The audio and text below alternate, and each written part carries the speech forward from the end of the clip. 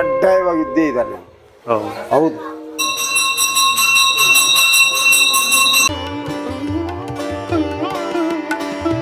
ಅದಕ್ಕೆಲ್ಲ ಕೆಳಗಡೆ ದ್ವಾಪರಯುಗ, ತ್ರೇತಾಯುಗ, ಕಲಿಯುಗ ಟೆಂಪಲ್ ಇದೆ ಅಂತ ಹೇಳ್ತೀವಲ್ಲ ನಾವು, ಅದು ಸುಳ್ಳು ಅನ್ಕೊಂಬೋದು ಜನ ಅನ್ನೋದಕ್ಕೆ.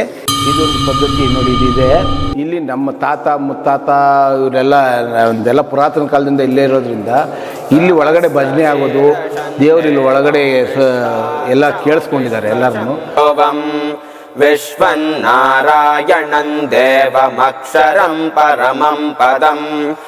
ಸ್ವಾಮಿನ ಕಾಣ್ತಾ ಇದೀವೋ, ಅದು ಸ್ವಾಮಿ ಕೆಳಗಡೆ ಇದ್ದಿದ್ದು ನಮ್ಮ ಯುಗ ಮುಗೀತು, ನೀವು ಇಟ್ಕೊಂಡು ಪೂಜೆ ಮಾಡಿ ಅಂತ ಕೊಟ್ಟಿರೋದಂತಿದ್ದು. ಅದನ್ನ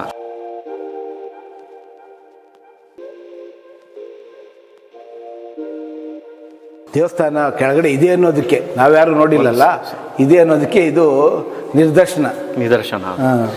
ಈ ಪದ್ಧತಿ ಏನಂದ್ರೆ ಕೆಳಗಡೆಯಿಂದನೇ ದೇವಸ್ಥಾನದಲ್ಲಿ ಬಂದು ಅವರು ಪೂಜೆ ಮಾಡ್ತಾ ಇದ್ರು ಅಂತ ಹೇಳೋ ಪದ್ಧತಿ ಇದು ಪೂರ್ತಿ.